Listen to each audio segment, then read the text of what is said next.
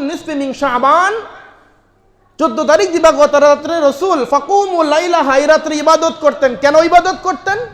এক নম্বর হলো জিবরাইল আলাইহিস সালাম রাসূলকে এসে বললেন, ও রাসূল আপনি মাথা উঠান, আসমানের দিকে তাকান। আসমানের দিকে তাকিয়ে রাসূল দেখেছেন জান্নাতের 8টি দরজা তার জন্য খুলে দেওয়া হয়েছে। সুবহানাল্লাহ। আর 8টি দরজায় 8 শ্রেণীর মানুষদেরকে জান্নাতের প্রত্যেকটা দরজা থেকে ফেরেশতারা তাদেরকে সুসংবাদ দিতেছে। সুবহানাল্লাহ। এক নম্বর। 2 নম্বর হলো রাসূল বলছেন 365 দিনের মধ্যে, গোটা বছরের মধ্যে এমন 5টি রাত রয়েছে, যেই 5টি রাত কোনো আল্লাহর বান্দা আল্লাহর বান্দি যদি রাত জেগে ইবাদত করে তাহলে আল্লাহ তাআলা তাদের জন্য জান্নাত ওয়াজিব করে দেন। সুবহানাল্লাহ। এরপরে রাসূল বলছেন বছরের 365 দিনের মধ্যে গোটা বছরের মধ্যে এমন 5টি রাত রয়েছে, যেই 5টি রাত্রে তোমরা রবের কাছে যা চাইবে রব তোমাদের দরখাস্ত, তোমাদের আবেদন কবুল করবেন। সুবহানাল্লাহ। এরপরে রাসূল বলতেছেন যে এই শাবান মাসের 15তম রজনীতে আসমান থেকে রব তোমাদের দিকে বিশেষভাবে তোমাদের দিকে মনোনিবেশ করেন। সুবহানাল্লাহ। আল্লাহ তাআলার কাছে শবে কদরের রাত্রির পরে বলে শবে বরাত সবচেয়ে উত্তম রাত্রি বলে বিবেচিত হয়েছে। আর এটা আপনার আমার কথা না, কোনো ব্যক্তির কথা নয়, পৃথিবীর কোনো মানুষ রচিত নয়, কোনো মানুষের বানানো কথা নয়, স্বয়ং আল্লাহ রাব্বুল আলামিন কোরআনে কারীমের ঘোষণা, ওয়া রাব্বুকা ইয়াখলুকু মা ইয়াশা ওয়া ইখতার। রব সৃষ্টি করেছেন, এই সৃষ্টিকর্তা যাকে মনোনীত করবেন, যে রাত যেই দিন শ্রেষ্ঠত সেটাই সবচেয়ে বড় বিবেচিত হবে। সুবহানাল্লাহ। তাহলে হাদিসের এক শব্দের মাধ্যমে আমরা 7 থেকে 8টা প্রমাণ পেয়ে গেলাম রাসূল কেন এই রাত্রিতে ইবাদত করেছেন। সুবহানাল্লাহ। বুঝে আসছে এবার? শবে বরাত শব্দটি ফার্সি, বরাত শব্দটি কোরআনের ভাষায় আরবি, লাইলাতুন নিসফি মিন শাবান এটা হলো হাদিসের ভাষ্য, হাদিসের ভাষা। লাইলাতুন শব্দের আবিধানিক অর্থ হলো রাত, সব শব্দের অর্থ হলো রাত। বরাত শব্দের অর্থ হলো মুক্তি, নিষ্কৃতি। তাহলে আরবি, কোরআনে কারীমের শব্দ এবং হাদিসের শব্দ এবং ফার্সি শব্দ, 3টি শব্দের সমন্বয় হচ্ছে মুক্তির রাত, নিষ্কৃতির রাত। শবে বরাত মানে মুক্তির রাত।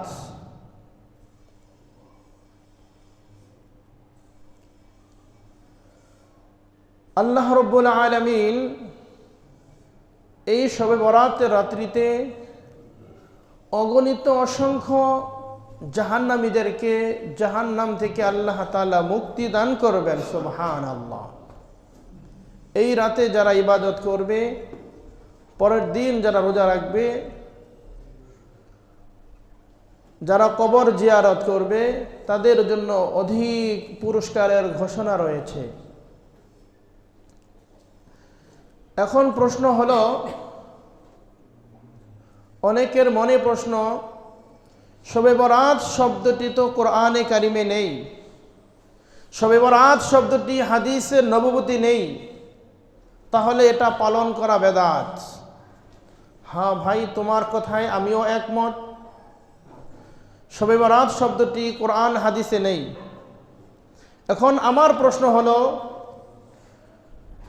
শবে বরাত শব্দটি, এই শব্দটি হলো ফার্সি আর কোরআন হলো আরবি, তো আরবি কোরআনের মধ্যে ফার্সি শব্দ কিভাবে থাকবে? আপনাকে যদি বলি নামাজ কোরআন শরীফের কোন জায়গায় আছে আমাকে দেখান, গোটা 30 পারা কোরআন 6666 আয়াতে কারিমার মধ্যে নামাজ কোনো জায়গার মধ্যে নেই, সালাত আছে। রোজা শব্দ কোরআনের কোথাও নেই, পারবেন কেউ দেখাতে? কেউ পারবেন না, কিন্তু সাওম বা সিয়াম আছে। ইয়া আইয়ুহাল্লাযীনা আমানু কুতিবা আলাইকুমুস সিয়াম, হ্যাঁ, সাওম আছে, সিয়াম আছে। তাহলে শবে বরাত শব্দটি কোরআন হাদিসে নেই, এই কথা ঢালাওভাবে বলে দেওয়া এটা ঠিক না। নামাজ শব্দ যেমন কোরআনে নাই, সালাত আছে। রোজা শব্দ যেমন কোরআনে নাই, সিয়াম বা সওম আছে। ঠিক তেমনি ভাবে শবে বরাত সম্পর্ক, শবে বরাত শব্দটি কোরআনের ভাষায় বরাত, হাদিসের ভাষায় লাইলাতুম মিন নিসফি মিন শাবান। সূরা দুখানে আল্লাহ তাআলা বলেছেন, ইন্না আনজালনাহু ফি লাইলাতিন মুবারাকাহ, নিশ্চয়ই আমি এই কোরআনকে এক বরকতময় রজনীতে অবতীর্ণ করেছি। সুবহানাল্লাহ। এই বরকতময় রজনী কোনটা? মুফাসসিরিন কেরাম কেউ কেউ বলেন এই ইন্না আনজালনাহু ফি লাইলাতিন মুবারাকাহ, এই বরকতময় রজনী দ্বারা হলো শবে কদর উদ্দেশ্য। আর মুফাসসিরিন কেরামদের আরেক দল বলেন এই লাইলাতুল মুবারাকা শব্দ দ্বারা হলো শবে বরাত উদ্দেশ্য। যাই হোক, এই লাইলাতুল শব্দ দ্বারা যে শবে বরাত উদ্দেশ্য, এই সম্পর্কে তাফসীরে রুহুল মাআনি, তাফসীরে মারিফুল কোরআন, তাফসীরে জালালাইন, হাদিসের কিতাব ইবনে মাজাহ, মিশকাত শরীফ, বিভিন্ন হাদিসের কিতাবের মধ্যে রয়েছে। তাহলে এবং সাহাবাই কেরাম, 7 জন সাহাবাই কেরাম থেকে এই শবে বরাত প্রমাণিত সম্পর্কে, শবে বরাত সম্পর্কে হাদিস রয়েছে। হযরত আলী ইবনে আবি তালিব, হযরত আয়েশা রাদিয়াল্লাহু তাআলা আনহা, হযরত আবু হুরায়রা রাদিয়াল্লাহু তাআলা আনহু, হযরত আবু মুসা আশআরী রাদিয়াল্লাহু তাআলা আনহু, এভাবে বড় বড় 10 জন সাহাবী থেকে শবে বরাত সম্পর্কে তাদের থেকে বিশুদ্ধ হাদিস প্রমাণিত রয়েছে। নবী করিম সাল্লাল্লাহু আলাইহি ওয়াসাল্লাম বলেছেন একথা, বাশিরু ওয়ালা তুনাফিরু ওয়াসিরা ওয়ায়াসিরা ওয়ালা তুআসিরা ওয়াতাতাআ ওয়ালা তাখতালিফা। নবী করিম সাল্লাল্লাহু আলাইহি ওয়াসাল্লাম বলেছেন, আমলের ক্ষেত্রে মানুষকে সুসংবাদ দাও, তাদের মধ্যে ঘৃণা ছড়িও না, তাদের জন্য সহজ করো, কঠিন করিও না, তাদেরকে সাহায্য সহযোগিতা করো, আমলের বিরোধিতা তাদের মধ্যে করিও না। তাহলে কেউ যদি কোনো বিষয় আমল করতে চায়, তাহলে সেক্ষেত্রে তাদেরকে সুসংবাদ প্রদান করো, সুসংবাদ দাও, তাদের মধ্যে বিভেদ সৃষ্টি করো না, তাদেরকে পরস্পর সহযোগিতা করো, তাদেরকে সাহায্য করো। গোটা বিশ্বের মুসলমান এবং ইসলাম আজকে বিভ্রান্তির জালের মধ্যে রয়েছে। গোটা বিশ্বের মুসলমান এবং ইসলাম, তাদের খুব বর্তমান দুরবস্থা। মুসলমানদের আকীদা বিশ্বাস কাফের মুশরিকেরা শেষ করতেছে, আর ইসলামকে তথা কথিত নামধারী আলেমদের দ্বারা, নামধারী মুসলমানদের দ্বারা তারা আজকে ইসলামকে ধ্বংস করতেছে। মুসলমানের আকীদা বিশ্বাস, মুসলমানদের ঈমান আমলকে আজকে তারা ধ্বংস করতেছে। এই জন্য রাসূল বলেছেন, আমলের ক্ষেত্রে তোমরা পরস্পরকে তোমরা সাহায্য সহযোগিতা করো। আলোচনা সংক্ষিপ্ত, লম্বা আলোচনা করার সুযোগ নেই। যে হাদিস আমি খুতবাতে তেলাওয়াত করেছি, হযরত আলী ইবনে আবি তালিব রাদিয়াল্লাহু তাআলা আনহু হাদিস বর্ণনা করেন, নবী করিম সাল্লাল্লাহু আলাইহি ওয়াসাল্লাম বলেন, ইযা কানাত লাইলাতুন নিসফি মিন শাবান ফাকুমু লাইলাহা ওয়া সুমু ইয়াওমাহা। নবী করিম সাল্লাল্লাহু আলাইহি ওয়াসাল্লাম বলতেছেন, যখন শাবান মাসের মধ্যবর্তী রজনী অর্থাৎ 15ই শাবান আসে, 14 তারিখ দিবাগত রাত্রে, এই 14 তারিখ দিবাগত রাত্রে নবী করিম সাল্লাল্লাহু আলাইহি ওয়াসাল্লাম এই রাত্রিতে, এই রজনীতে তিনি কিয়াম করতেন। সুবহানাল্লাহ। ফাকুমু লাইলাহা, নবীজি এই রাত্রে ইবাদত করতেন। নবীজি কেন এই রাত্রে ইবাদত করতেন? আমি হাদিসের শুধুমাত্র একটি শব্দ আপনাদের খেদমতে পেশ করেছি। এই একটি শব্দের মাধ্যমে আমরা অনেকগুলো হাদিসের রেফারেন্স দিব, অনেকগুলো হাদিস আমরা দিব। মনোযোগ সহকারে দিলের কান দিয়ে কথাগুলো শোনার চেষ্টা করেন এবং বোঝার চেষ্টা করেন, আমল করার চেষ্টা করেন। নবী করিম সাল্লাল্লাহু আলাইহি ওয়াসাল্লাম শাবান মাসের 14 তারিখ দিবাগত রাত্রে তিনি দাঁড়িয়ে দাঁড়িয়ে কিয়াম করতেন। ফাকুমু লাইলাহা, এই রাত্রে তিনি কিয়াম করতেন। কেন করতেন? অন্য হাদিসের বর্ণনা হযরতে আবু হুরায়রা রাদিয়াল্লাহু তাআলা আনহু হাদিসটি বর্ণনা করেন। নবী করিম সাল্লাল্লাহু আলাইহি ওয়াসাল্লামের নিকট হযরতে জিবরাইল আলাইহিস সালাম আসলেন।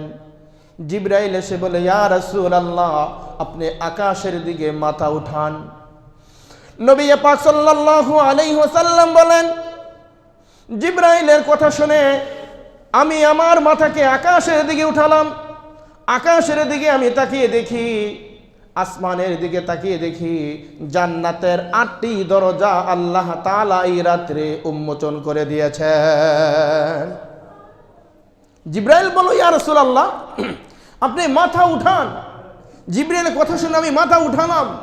মাথা উঠিয়ে আকাশের দিকে তাকিয়ে দেখি জান্নাতের 8টি দরজা আল্লাহ তাআলা এই রাত্রিতে এই উম্মতের জন্য, আমার জন্য আল্লাহ তাআলা খুলে দিয়েছেন। সুবহানাল্লাহ।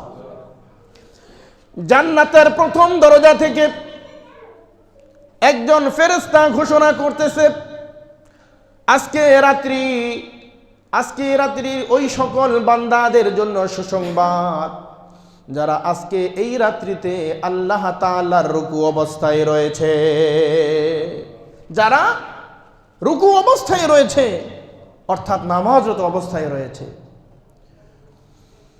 নবী করিম সাল্লাল্লাহু আলাইহি ওয়াসাল্লাম বলেন, এরপরে দ্বিতীয় জান্নাতের দরজা থেকে একজন ফেরেশতা ঘোষণা করে, আজকে সুসংবাদ ওই সকল বান্দাদের জন্য, ওই সকল নারী পুরুষদের জন্য যারা আজকে এই রাত্রে দাঁড়িয়ে দাঁড়িয়ে কিয়াম করতেছে।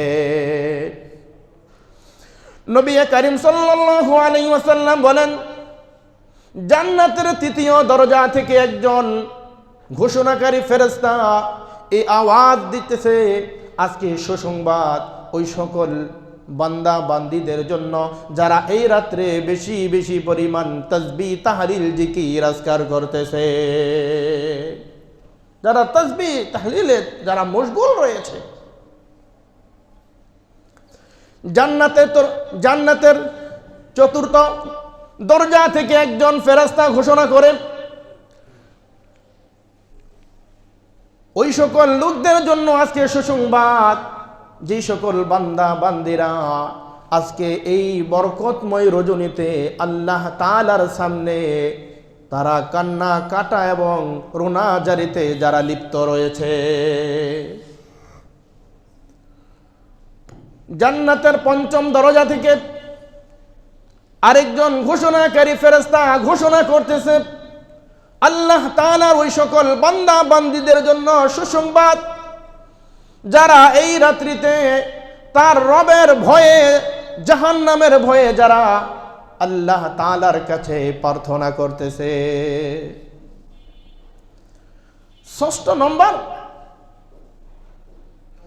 ষষ্ঠ নম্বর জান্নাতের দরজা থেকে একটা আওয়াজ আসতেছে, আজকে সুসংবাদ ওই সকল বান্দা বান্দীদের জন্য, ওই সকল মুসলিম জাতির জন্য, সকল মুসলমানদের জন্য আজকে সুসংবাদ যারা আজকে এই রাত্রিতে এই মুহূর্তে তারা ইবাদতে মশগুল রয়েছে। সুবহানাল্লাহ। ষষ্ঠ নম্বর, জান্নাতের দরজা থেকে একজন ঘোষণাকারী ফেরেশতা ঘোষণা করতেছে, আজকে সুসংবাদ ওই সকল মানুষদের জন্য কে আছো, আলামিন মুস্তাগফিরিন ফাগফিরু লা, তোমরা তোমার রবের কাছে ক্ষমা প্রার্থনা করবে আর রব তোমাদেরকে এই রাত্রিতে ক্ষমা করে দিবেন। সুবহানাল্লাহ। সপ্তম দরজা থেকে আওয়াজ আসতেছে, এ মুসলমান কে আছো, রিজিকের অভাব, আমার কাছে প্রার্থনা করো, তোমাদের পর্যাপ্ত পরিমাণ রিজিকের ব্যবস্থা করা হবে, তোমাদের দরখাস্ত, তোমাদের দোয়াকে আমি আল্লাহ তাআলা কবুল করে নিব। সুবহানাল্লাহ। জান্নাতের 8 নম্বর দরজা থেকে একজন ঘোষণাকারী ঘোষণা করতেছে, কে আছো বিপদগ্রস্ত, দুঃখ দুর্দশা পেরেশানি হতাশার মধ্যে রয়েছ, আসো আমার কাছে চাও, তোমার সেই বিপদ থেকে আমি আল্লাহ নিষ্কৃতি দিয়ে তোমাকে মুক্ত করে দিব। সুবহানাল্লাহ। তাহলে ফাকুমু লাইলাহা, নবীজি এই রাতে ইবাদত করেছেন। কেন করেছেন? 7টা অলৌকিক ঘটনা আমার রাসূলকে দেখানো হয়েছে। জান্নাতের 8টি দরজা আমার রাসূলের জন্য, এই উম্মতের জন্য আল্লাহ তাআলা এই রাত্রিতে প্রকাশ্য করে দেন, খুলে দেন। সুবহানাল্লাহ। জান্নাতের প্রথম দরজা থেকে রুকুকারীদেরকে ডাকা হয়। জান্নাতের দ্বিতীয় দরজা থেকে যারা দাঁড়িয়ে দাঁড়িয়ে রব্বে কারিমের কিয়াম করতেছে তাদেরকে আহ্বান করা হয়, তাদেরকে সুসংবাদ দেওয়া হয়। যারা এই রাত্রিতে তাসবিহ তাহলিল জিকির আজকারে রয়েছে তাদের জন্য সুসংবাদ। যারা আল্লাহ তাআলার ভয়ে কান্নাকাটা করে, রোনা জারি করে, চোখের পানি ফেলে, তাদের জন্য সুসংবাদ। যারা আল্লাহ তাআলার ভয়ে রবের কাছে জাহান্নাম থেকে মুক্তি চায়, তাদের জন্য সুসংবাদ। আর সকল মুসলমানদের জন্য সুসংবাদ। শুধু তাই নয়, রাসূল তো বলেছেন এ কথা, কে আছো ক্ষমা প্রার্থনা করবে, তোমাদেরকে মাফ করে দেওয়া হবে। কে আছো অভাবগ্রস্ত, দরখাস্ত করো, আবেদন কবুল করা হবে।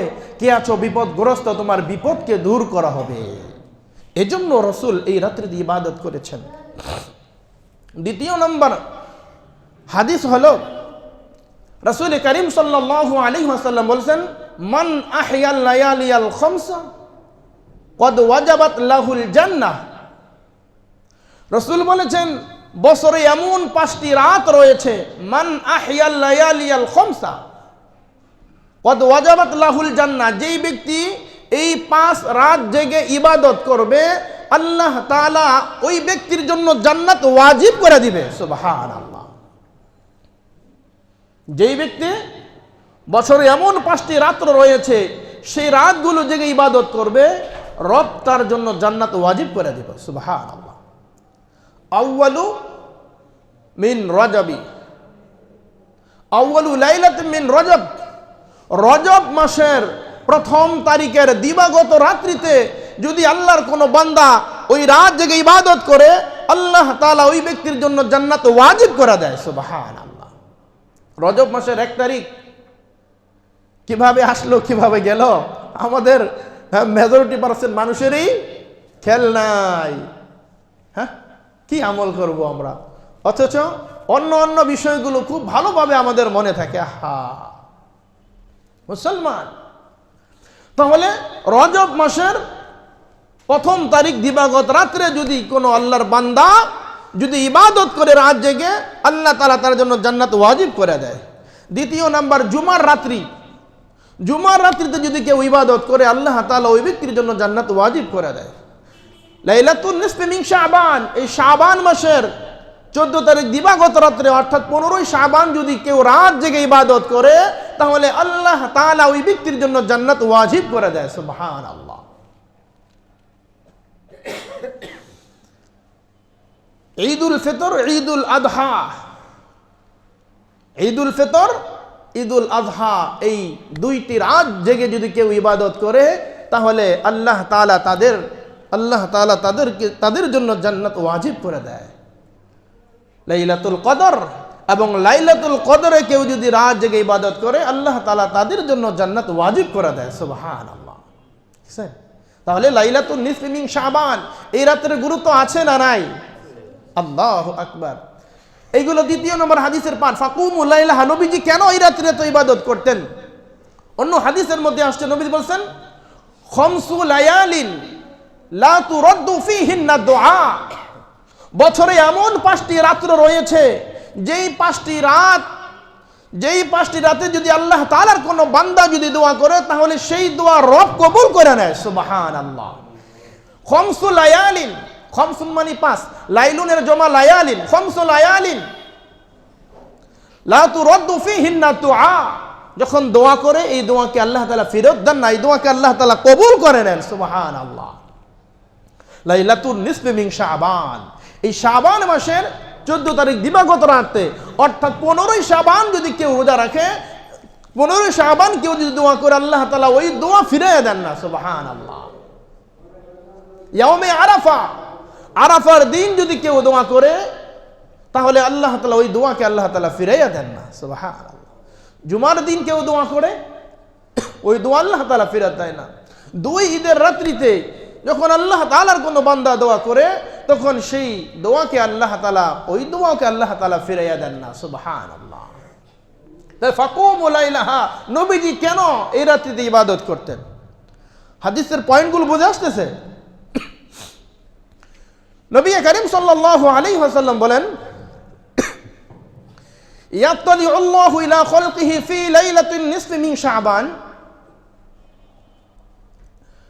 14 তারিখ দিবাগত রাত্রে অর্থাৎ 15ই শাবান আল্লাহ তাআলা আসমান থেকে তার বান্দাদের দিকে মনোনিবেশ করেন। সুবহানাল্লাহ। ইয়াত্তালিউল্লাহু ইলা খালকিহি ফি লাইলাতিন নিসফি মিন শাবান, এই শাবান মাসের মধ্যবর্তী যেই রজনী, এই রজনীতে আল্লাহ তাআলা আসমান থেকে পৃথিবীর জমিনবাসীদের উপর রহমতের দৃষ্টিতে তাকান। ফায়াগফিরু লিজামিই খালকিহি, এবং সমস্ত সৃষ্টি জীবকে আল্লাহ তাআলা এই রাত্রিতে ক্ষমা করে দেন। সুবহানাল্লাহ। ইল্লা লিমুশরিকিন আও মুশাহিনিন, তবে 2 ব্যক্তি ব্যতীত। 1 নম্বর হলো মুশরিক, 2 নম্বর হলো পরশ্রীকাতর, পরস্পর হিংসা বিদ্বেষ যার ভিতরে রয়েছে, বলে এই 2 শ্রেণীর মানুষদেরকে আল্লাহ তাআলা মাফ করবেন না। অন্য হাদিসের মধ্যে 7 শ্রেণীর কথা আসতেছে, সেই 7 শ্রেণী কারা সেই বিষয়ে সামনে আলোচনা আসবে। তাহলে এই রাত্রির অনেক দাম। সর্বশেষ হাদিস, রাসূল বলতেছেন, মা মিন লাইলাতিন বাদা লাইলাতিল কদরি আফদলু লাইলাতিন নিসফি মিন শাবান ইলা সামাঈদ দুনিয়া। লম্বা হাদিস। রাসূল বলছেন, মা মিন লাইলাতিন বাদা লাইলাতুল কদরি আফদলু লাইলাতিন নিসফি মিন শাবান। লাইলাতুল কদরের রাত্রির চেয়ে অধিক গুরুত্বপূর্ণ আর কোনো রাত্রি নেই। অর্থাৎ লাইলাতুল কদরের রাত্রির পরে, লাইলাতুল কদরের রাত্রির পরে আফদলু লাইলাতুন নিসফি মিন শাবান, শবে বরাতের এই লাইলাতুন নিসফি মিন শাবান দ্বারা শাবান মাসের 15তম রজনী, এই শাবান মাসের 14 তারিখ দিবাগত রাত্রির চাইতে উত্তম আর কোনো রাত আল্লাহ তাআলার কাছে নাই। ইলা সামাঈদ দুনিয়া, এবং আল্লাহ তাআলা প্রথম আসমানে এসে বান্দাদেরকে বলেন, ফায়াগফিরু লিজামিই খালকিহি, আল্লাহ তাআলা তার সকল সৃষ্টি জীবকে তাদেরকে মাফ করে দেন। ফায়াগফিরু লিল মুমিনিনা, ফায়াগফিরু লিজামিইল মুমিনিন। বিভিন্ন হাদিসের মধ্যে বিভিন্ন শব্দ আসছে, মিন আহলিল আরদি লিজামিই খালকিহি লিল মুমিনিনা, বলে সকল সৃষ্টিজীবকে, সকল মুমিনদেরকে, জমিনের অধিবাসীদেরকে মাফ করে দেওয়া হয়। কোন হাদিসের বর্ণনায় 7 শ্রেণীর লোক ব্যতীত, কোন বর্ণনায় 2 শ্রেণীর লোক ব্যতীত। সর্বোপরি সর্বশেষ কথা, কোরআনে কারিমের আয়াতের দলিল, নবীজি কেন এই রাত্রিকে এত মূল্যায়ন করতেন? আল্লাহ তাআলা কোরআনের কারিমে বলতেছেন, ওয়ারাব্বুকা ইয়াখলুকু মা ইয়াশা ওয়া ইখতার। ওয়ারাব্বুকা ইয়াখলুক, আপনার রব সৃষ্টিকর্তা যেগুলো সৃষ্টি করেছেন, মা ইয়াশা ওয়া ইখতার, আর এগুলা তিনি মনোনীত করেন। কোন রাত দামি হওয়া, কোন দিন দামি হওয়া, কোন মাস দামি হওয়া, কোন বস্তু দামি হওয়া, কোন ব্যক্তি মর্যাদাপূর্ণ হওয়া, কোন ব্যক্তি বলে মর্যাদার সর্বোচ্চ আসনে পৌঁছা, এগুলো সব আল্লাহ তাআলার হাতে, আল্লাহ তাআলার জিম্মায়, আল্লাহ তাআলার হাতে। রব যেগুলোকে, যেই রাতকে, যেই দিনকে, যেই মাসকে রব যেগুলোকে সম্মানিত করেছেন, শ্রেষ্ঠত্ব বলে তিনি ঘোষণা দিয়েছেন, এগুলোই হলো সর্বশ্রেষ্ঠ, সর্ব উত্তম।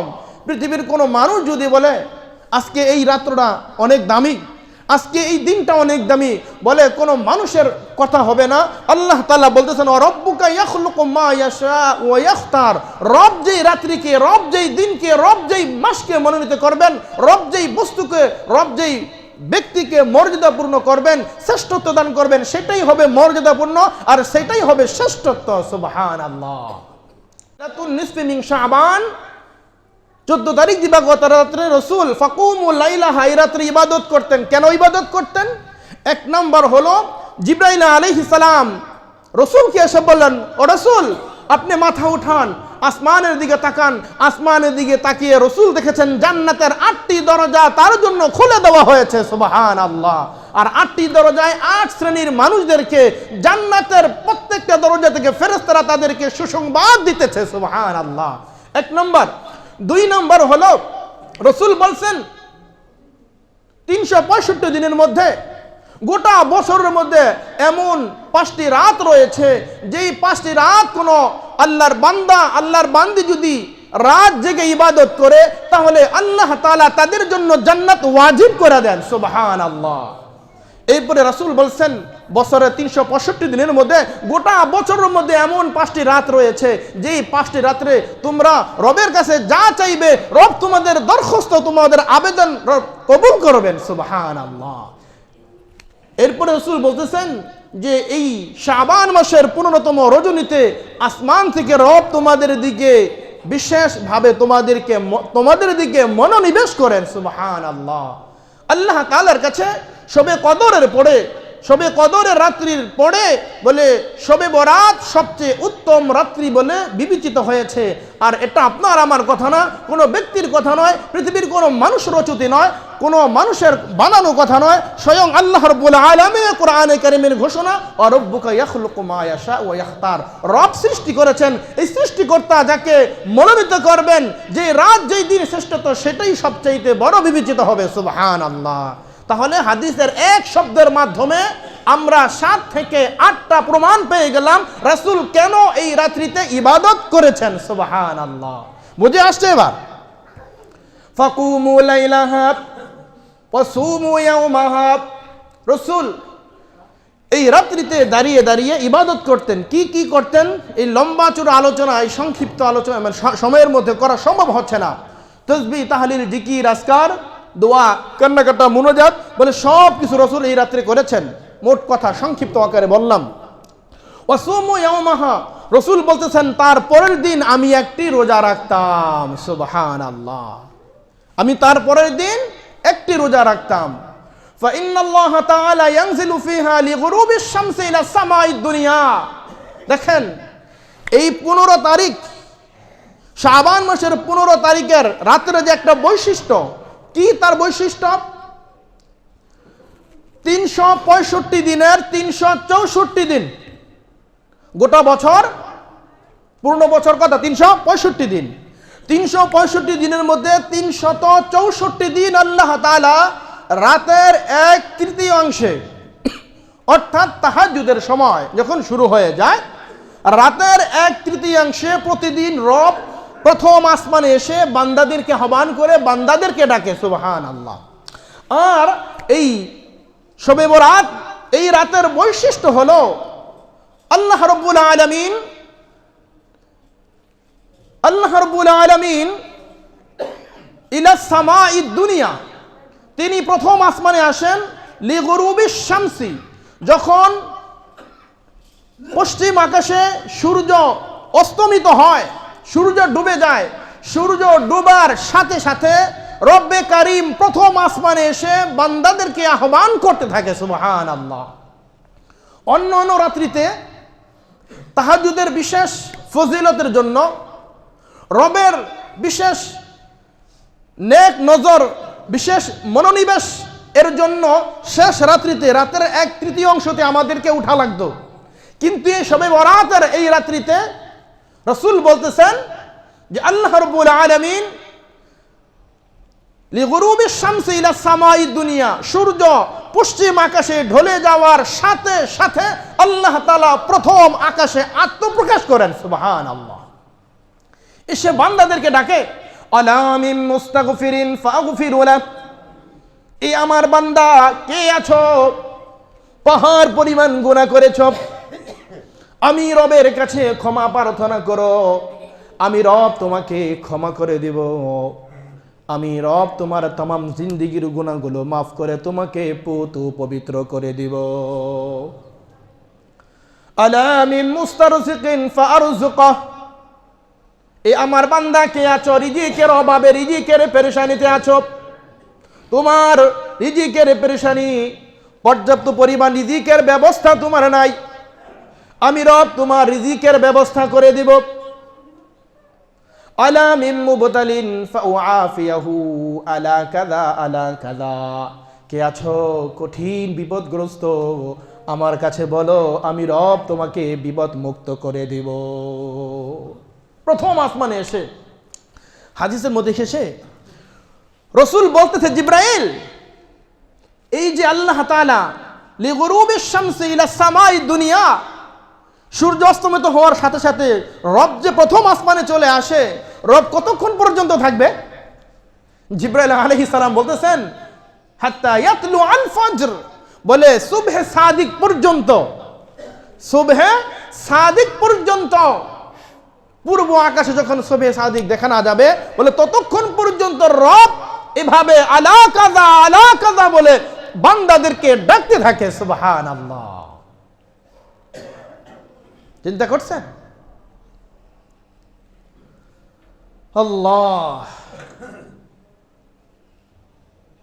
তাহলে এই হাদিসের মাধ্যমে আমাদের স্পষ্ট বুঝে আসলো, আল্লাহ রসুল সাল্লাল্লাহু আলাইহি ওয়াসাল্লাম এই শাবান মাসে 14 তারিখ দিবাগত রাত্রে তিনি রাত জেগে ইবাদত করেছেন, ইবাদত করতেন। দ্বিতীয় নম্বর হলো রসুল তার পরের দিন রোজা রেখেছেন। শবে বরাত সম্পর্কে রাসূলুল্লাহ সাল্লাল্লাহু আলাইহি ওয়াসাল্লাম থেকে 3টি আমল প্রমাণিত।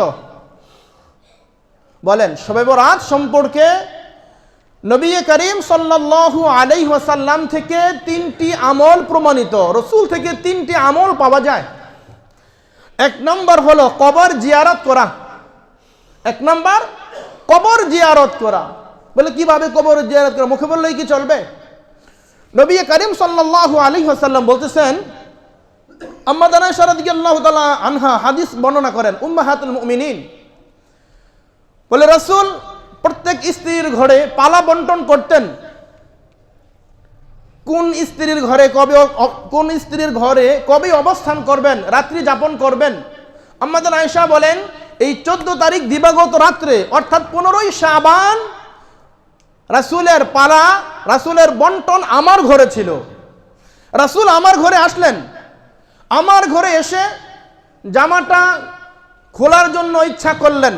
কিতাবে লেখছে জামা খুলেছেন, জামা খোলার পরে বা জামা খুলতেই সাথে সাথে আবার জামাটা পরিধান করে নিয়েছেন। জামাটা পরিধান করে আম্মা আয়েশার হুজরা থেকে, তার ঘর থেকে বের হয়ে গেছেন। আম্মা আয়েশা হাদিস বর্ণনা করেন যে এতে আমার মনের ভিতরে একটা চোট লেগেছে, মনের ভিতরে একটা চোট লেগেছে। সাধারণত অন্যান্য মহিলাদের অবস্থায় যা হয়, আমি আয়েশার বেলায়ও তাই হয়েছিল। আমি চিন্তা করলাম, রাসূল আজকে আমার পালা বন্টনকে আমাকে বাদ দিয়ে অন্য কোনো স্ত্রীর ঘরে চলে গেলেন কিনা। আমাদের আয়েশা বলেন, আমি একে একে রাসূলের প্রত্যেকটা বিবির ঘরে, রাসূলের প্রত্যেকটা স্ত্রীর ঘরে আমি তালাশ করেছি, রাসূলের কোনো স্ত্রীর ঘরে রাসূলকে আমি পাই নাই। সর্বশেষ আমি জান্নাতুল বাকিতে গেলাম। জান্নাতুল বাকিতে সেখানে গিয়ে দেখি আল্লাহ রাসূল সাল্লাল্লাহু আলাইহি ওয়াসাল্লাম জান্নাতুল বাকিতে গিয়া সেখানে সকল মুসলিমিন মুসলিমাত, মুমিন মুমিনাতের জন্য সেখানে তাদের মাগফিরাত কামনা করতেছে। সুবহানাল্লাহ, কবর জিয়ারত করতেছে। এই দৃশ্য দেখে আম্মা আয়েশা একটু শর্মিন্দা হলেন। তিনি আস্তে করে রাসূলের দোয়া শেষ করার আগেই আম্মা আয়েশা ঘরে ফিরে আসলেন। কিতাবের মধ্যে লেখছে একটু জোরে হেঁটে আসছেন। আল্লাহ রাসূল ঘরে ফিরে আসার পরে আম্মা আয়েশা রাদিয়াল্লাহু তাআলা আনহা ঘটনা বর্ণনা করেন, ইয়া রাসূলুল্লাহ, আপনি যখন ঘর থেকে বের হয়ে গেছেন তখন সমস্ত ঘটনা বৃত্তান্ত বর্ণনা করলেন। রাসূল আম্মা জান আয়েশার এই ঘটনা, এই কথা শোনার পরে বলতেছে, আয়েশা, জিবরাইল আলাইহিস সালাম আমাকে এই মাত্র সংবাদ দিয়ে গেল, ইন্নাল্লাহ তাআলা ইয়ানজিলু ফিহা ইলা সামাঈদ দুনিয়া ফায়াগফিরু লিআকসারি মিন আদাদি শা'রি গানামি কালবিন। রাসূল বলতেছেন, আয়েশা, জিবরাইল আয়েশা সবেমাত্র আমাকে বলল, হে হাবিব, আপনার উম্মতদেরকে এই রাত্রিতে ফায়াগফিরু লিআকসারি মিন আদাদি শা'রি গানামি কালবিন, বনি কালবের গোত্রের যেই পরিমাণ বকরির পাল রয়েছে, ওই বকরির পালের যেই পরিমাণ লোম বা পশম রয়েছে, ওই পরিমাণ জাহান্নামীদেরকে আল্লাহ তাআলা আজকে এই শাবানের 15তম রজনীতে আল্লাহ তাআলা তাদেরকে জাহান্নাম থেকে মুক্তি দান করবেন। সুবহানাল্লাহ। কিতাবের মধ্যে লেখছে, বনু কালব, বনু নজির, বনু রবির তাদের ভেড়া বকরি অধিক পরিমাণে ছিল। এই গোত্রের, এই 3টা গোত্রের, বনি কালবের, বনি নজির, বনি রবির, এক একটা গোত্রের এক একজন মানুষের 20,000 করে ভেড়া বকরি ছিল। কত? 20,000 করে ভেড়া বকরি এক একজন মানুষের ছিল। তাহলে প্রত্যেকটা গোত্রের কি পরিমাণ মানুষ ছিল, আর প্রত্যেকটা গোত্রের এক একজন মানুষের যদি 20,000 করে ভেড়া বকরি থাকে, তাহলে এই ভেড়া বকরির লোম, তাদের পশম কি পরিমাণ গণা সম্ভব? অসম্ভব। হাদিসের মধ্যে মুহাদ্দিসিন কেরাম বলেন, আমার সংখ্যা উদ্দেশ্য না, আমার অধিক বোঝানো হচ্ছে উদ্দেশ্য। বলে এই ভেড়া বকরির যেই পরিমাণ লোম বা পশম রয়েছে, বলে এই পরিমাণ মানুষদেরকে আল্লাহ তাআলা এই রাত্রিতে জাহান্নাম থেকে আয়েশা তাদেরকে মুক্তি দেবেন। সুবহানাল্লাহ। ও আয়েশা, তুমি কি মনে করেছো আল্লাহ রাসূল তোমাকে তোমার অধিকার থেকে খর্ব করবে? বলে, ইয়া রাসূলুল্লাহ, অন্যান্য মহিলাদের যাই অবস্থা হয়, আমি আয়েশার অবস্থাও তাই হয়েছিল। তাহলে এই রাত্রিতে কবর জিয়ারত করা, যাদের মাতা পিতা নেই অথবা আশেপাশে যাদের কবরস্থানগুলো রয়েছে, সেখানে গিয়ে যদি কবরস্থানে গিয়ে যদি এই কবর জিয়ারত করেন, তাহলে রাসূলের একটা সুন্নাহ আপনার দ্বারা আদায় হবে। তাহলে রাসূল থেকে এই রাত্রিতে 3টি আমল প্রমাণিত। 1 নম্বর হলো এই রাত্রিতে কবর জিয়ারত করা। 2 নম্বর হলো রাসূল এই রাত জেগে ইবাদত করেছেন। কেন ইবাদত করেছেন? কেন? এই কেনর উত্তর দিয়েছি 8টা হাদিসের মাধ্যমে। রাসূল তার পরের দিন রোজা রেখেছেন। রোজার ক্ষেত্রে রাসূল বলেছেন, শাবানু শাহরি ও রমাদানু শাহরুল্লাহ, শাবান হলো আমার মাস, রমজান হলো আল্লাহর মাস। এজন্য শাবান মাসে রাসূল অধিক পরিমাণে রোজা রাখতেন। আম্মা জান আয়েশা বলে, ইয়া রাসূলুল্লাহ, আপনি তো এত রোজা অন্য কোনো মাসে রাখেন না। নবীজি বলেন, আয়েশা, বলে সামনে তো আসছে রমাদান, এই রমজানের জন্য প্রস্তুতির জন্য এখন থেকে আমি প্রস্তুতি গ্রহণ করতেছি। সুবহানাল্লাহ। রাসূল প্রতি সোমবার রোজা রাখতেন, প্রতি বৃহস্পতিবার রোজা রাখতেন, প্রতি মাসের আইয়ামে 20, প্রত্যেক মাসের 13, 14, 15 রোজা রাখতেন। রাসূল আশুরার দিন রোজা রাখতেন এবং জিলহজ মাসের 1 থেকে 9 তারিখ পর্যন্ত রাসূল এই রোজাগুলো রেখেছেন। তাহলে সেক্ষেত্রে যারা আমরা এই শাবানের আইয়ামে 20 রোজা রাখবো, এই রবিবার ভাত খেয়ে, সোম, মঙ্গল, বুধ, রবিবার দিবাগত রাত্রে ভাত খেয়ে, রবি, সোম, মঙ্গল, রবিবার তো ভাত খেলাম, সোম, মঙ্গল, বুধ, এই আইয়ামে 20 যারা 3টা রাখতে চান তারা রবিবার থেকে রাখবেন। আর যারা শুধু শবে বরাতের রোজা যারা রাখবেন, তারা তো মঙ্গলবার দিবাগত রাত্রে আমল করবেন, এরপরে তারপরের দিন রোজা রাখবেন। তাহলে নবী করিম সাল্লাল্লাহু আলাইহি ওয়াসাল্লাম এই রাত্রিতে দীর্ঘ লম্বা ইবাদত করতেন। আম্মা জান আয়েশা রাদিয়াল্লাহু তাআলা আনহা হাদিস বর্ণনা করতেছেন, মিনাল লাইলি ইউসাল্লি, রাসূল যখন নামাজে দাঁড়াইতেন, ফাতালাস সুজুদি, এত লম্বা এত দীর্ঘ সিজদায় পড়ে থাকতেন। আমি আয়েশা মনে করতাম রাসূল মনে হয় ইন্তেকাল করেছেন, রাসূলের মনে হয় ইন্তেকাল হয়েছে। আমি হঠাৎ করে চমকে যেতাম, তখন আমার হাতের আঙ্গুলি দ্বারা রাসূলের তালুতে আমি এভাবে নাড়া দিতাম।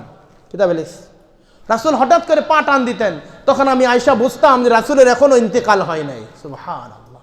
রাসূল তাহলে এই রাত্রিতে কিভাবে ইবাদত করেছেন, রাসূল এই রাত্রিতে কত মনোযোগ দিয়ে কত গুরুত্ব দিয়ে এই রাত্র রাসূল ইবাদত করেছেন।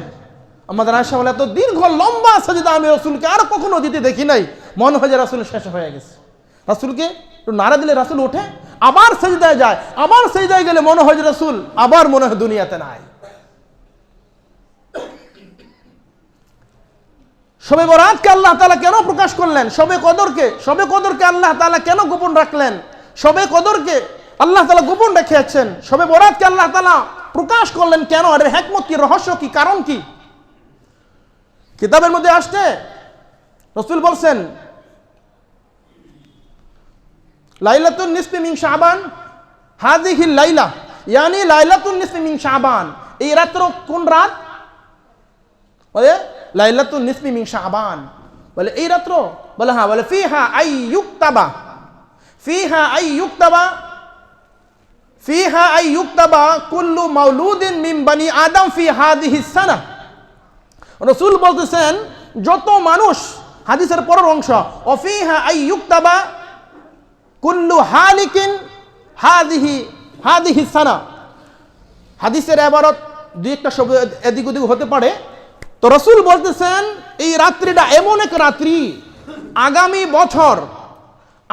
বছর যে সন্তানগুলো পৃথিবীতে ভূমিষ্ঠ হবে এবং যেই মানুষগুলো দুনিয়া থেকে বিদায় নেবে, অফিহা ইউক্তাবা কুল্লু মাউলুদিন মিন বানি আদম ফি হাযিহি সানা, বলে তাদের নাম, তাদের লিস্টগুলো আমি আল্লাহ তাআলা এই রাত্রে ফেরেশতাদের মাধ্যমে লিপিবদ্ধ করে থাকি। সুবহানাল্লাহ। আগামী বছর কোন সন্তানগুলো পৃথিবীতে ভূমিষ্ঠ হবে, আসবে, আর কোন মানুষগুলো দুনিয়া থেকে বিদায় নেবে, বলে তাদের একটা লিস্ট আমি এই রাত্রে তৈরি করে থাকি। অফিহা তুরফাউ আমওয়ালুহুম, এবং বিগত 2025-এর সমস্ত আমলগুলোকে গত শাবানের 14 তারিখ থেকে নিয়ে এই শাবানের 14 তারিখ পর্যন্ত অফিহা তুরফাউ আমওয়ালুহুম, বান্দার সমস্ত আমলগুলো আমি আল্লাহ তাআলার কাছে উঠাইয়া নিয়ে যাই। অফিহা তুরজাকু আমওয়ালুহুম, আর বান্দাদেরকে যে রিজিক আমি প্রদান করব, ওই রিজিক আমি তাদেরকে এই রাত্রিতে তাদের রিজিক আমি আল্লাহ তাআলা বন্টন করে দেই। সুবহানাল্লাহ। প্রত্যেকটা দেশের, প্রত্যেকটা রাষ্ট্রের একটা বাজেট থাকে, প্রত্যেকটা প্রতিষ্ঠানের একটা বাজেট থাকে, এই মাসে এই বছরে এই পরিমাণ, এই বেশি আর খরচ করা যাবে না, একটা লিমিট থাকে না, একটা বাজেট থাকে। বলে খোদাই একটা বাজেট আছে, বলে খোদাই একটা বাজেট, ওটা তৈরি হয় এই শবে বরাতের এই রজনীতে। শবে বরাতের এই রজনীতে আল্লাহ তাআলা বান্দাদের সেই রিজিক বন্টন, তার ভালো মন্দ, সুখ দুঃখ, তার সব কিছু, তার হায়াত মউত, রিজিক দৌলত সব কিছু আল্লাহ তাআলা এই রাত্রিতে আল্লাহ তাআলা বন্টন করেন। এই জন্য আল্লাহ তাআলা এই রাত্রিটাকে প্রকাশ করেছেন, যাতে বান্দা আল্লাহ তাআলার কাছে চাইতে পারে, বলতে পারে, মনের কাকুতি মিনতিগুলা। আগেই তো শুনেছেন আলামি মুস্তাগফিরিন ফাগফিরুল্লাহ, রাসূল বলছেন ক্ষমার জন্য আল্লাহ তাআলা ডাকে, মানুষের অভাবগ্রস্তদেরকে ডাকে। আমরা দুনিয়ার মানুষ, মানুষকে শাস্তি দেওয়ার জন্য ডাকি, আর আল্লাহ তাআলা ক্ষমা করার জন্য, আল্লাহ তাআলা ক্ষমা করার জন্য তার বান্দাদেরকে ডাকে। সুবহানাল্লাহ। আর শবে কদর, যেহেতু শবে কদর রহমতের রাত্রি, বরকতের রাত্রি, ক্ষমার রাত্রি, এজন্য মানুষ যাতে এই রাত্রিটাকে মনে করে সারা বছর যেন বসে না থাকে, এজন্য আল্লাহ তাআলা শবে কদরকে আল্লাহ তাআলা গোপন রেখেছেন। হ্যাঁ, রমজান মাস অন্য কোনো মাসে না, আবার রমজানের প্রথম দশক, দ্বিতীয় দশকে না, শেষ দশকেও না, শেষ দশকের বেজর রাত্রিগুলাতে। সুবহানাল্লাহ। হ্যাঁ, কতই করে দিছে। তাহলে এই জন্য এই রাত্রিগুলাতে, হ্যাঁ, বলে আল্লাহ তাআলা এজন্য প্রকাশ করে দিছে। আমার ভাই দোস্ত বুজুর্গের কথা বলে, হুজুর এই যে আপনি কইলেন এই রাত্রিতে রিজিক বন্টন হয়, তাহলে আল্লাহ যা লেখছে তা তো লেখাই দেয়, সারা বছর ইবাদত করা লাভ কি? মনে রাখতে হবে, আলোচনা তো করার সুযোগ নাই। তকদির দুই প্রকার, একটা তকদিরকে মুআল্লাক, তকদিরকে মুবরাম। তকদিরে মুআল্লাক যেটা, এটা হলো ঝুলন্ত, এটা মানুষের দান সদকা আমল, হ্যাঁ, ভালো কাজ বা মানুষের সাথে ভালো আচার আচরণ বলে ইত্যাদি ইত্যাদি আমলের মাধ্যমে, মোট কথা আমলের মাধ্যমে ওই তকদিরে মুআল্লাক যেটা, ওইটাকে আল্লাহ তাআলা বান্দার ক্ষণে ক্ষণে পরিবর্তন করে। কত মানুষ হুজুর এই পেরেশানিতে আছি, একবার খুব অবস্থা খারাপ, দোয়া করেন, আমরাও দোয়া করি, উনিও দোয়া করি, মসজিদে এসে তাহাজ্জুদ পরে আহ্বান করে ইশরাক করে দোয়া করে কান্নাকাটা করে ওনার এই আমলের মাধ্যমে দোয়ার মাধ্যমে রব তার ওই ঝুলন্ত তকদিরকে পরিবর্তন করে দেয় সুবহানাল্লাহ। আর তকদির যেটা সিল মারা দেয়, সিল মারা, যেমন আবু জাহেল, হ্যাঁ, আবু জাহেল, আবু লাহাব, উতবা, সাইবা, বড় বড় কাফেররা আছে না, বলে যারা কাফের হবে আল্লাহ তাআলা তাদের ওই কাফেরদের তাদের সিলমোহর মাইরা তাদেরকে তাদের তকদির এরকম গোটাইয়া পরিবর্তন করে দিছে, ওইটা আর খোলা হবে না, বুঝছেন? যাই হোক, আলোচনার সময় নাই। এরপর রাসূল বলছেন যে কোন 7 শ্রেণীর লোকদেরকে এই রাত্রে ক্ষমা করা হবে না। আজকের আলোচনা অধিকার যাওয়ার সুযোগ হচ্ছে না।